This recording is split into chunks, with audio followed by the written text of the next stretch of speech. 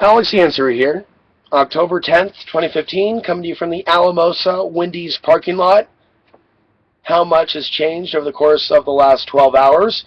But in a split-second decision at 2 o'clock in the morning, just like that, I make the decision that it's time to move on with the next phase of my life from that property that I've been a guest on, property that's been ticketed, camping, living in your RV, as they call it.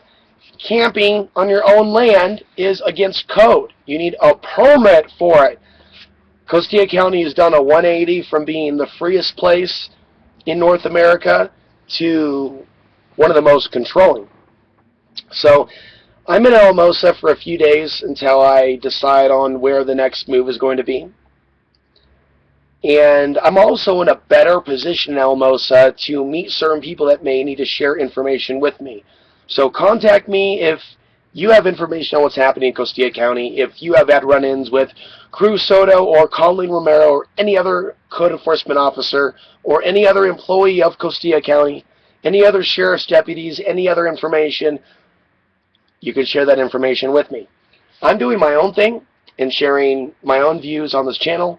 I also document some of the other things taking place because it's a part of reporting on what's taking place here. And things are getting interesting. Things are getting weird.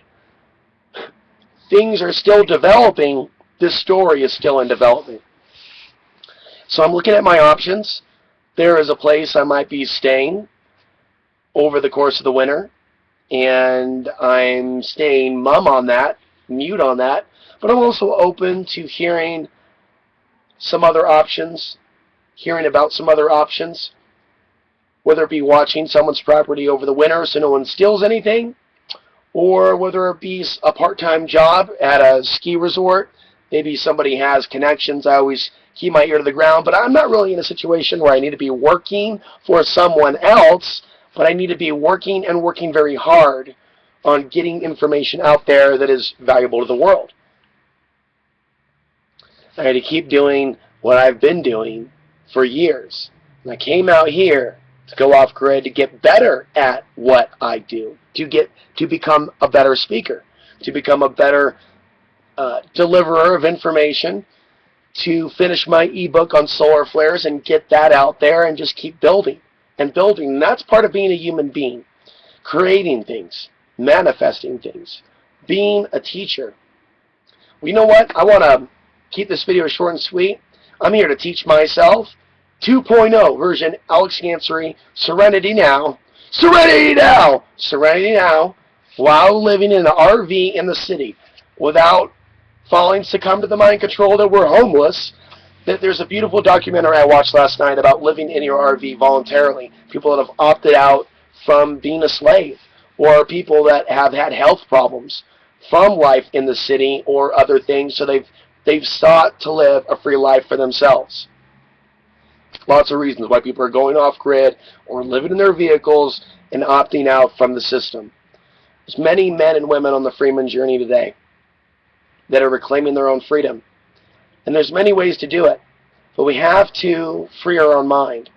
And so to be able to be happy anywhere and to be able to meditate and breathe and hold your center, it's all very, very important. That's why I embrace coming into Alamosa today, because I do not like hearing traffic. I do not like hearing motorcycles. I do not like being around zombies, period, at all. I hate it. I detest it. And I'm not calling these people names here.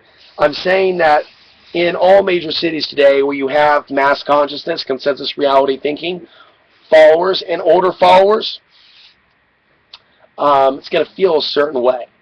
Because people are a certain way in this particular day and age. That's why living off-grid is really attractive. I'm here to deal with that anyways. To continue doing what I'm doing and manage that awareness of where they're at and not let it affect me negatively. Whether it be hearing the sound of that car, that motorcycle, or a couple screaming, or the sound of a slamming door, it doesn't have any power to take away my serenity. And so that's one thing that I'm going to be sharing with you, is that journey that I'm on to be in a state of peace no matter what. I mean, you can go out in the middle of nature. whether it be the forest or the prairie, it's not going to enlighten you by itself. For some of us that really appreciate it, we could really enjoy the experience. But seeing others that have lived out there for years, I actually think it's not healthy to just sit and be sedentary and not go anywhere. It is expensive, of course, to move these RVs and move vehicles around, and there's no getting around that. And by the way, I have been surviving this whole time without soliciting for donations or receiving any donations. It's a really unique time for Alexandria. And I'm really grateful that I can share with you my story of freedom from slavery, freedom from Portland, freedom from living in the same place, and actually taking a chance, and without a large income, with very little to work with, and synchronicity, the universe kind of bringing things to me at certain points. This is an adventure worth documenting. And I'm going to continue to document it.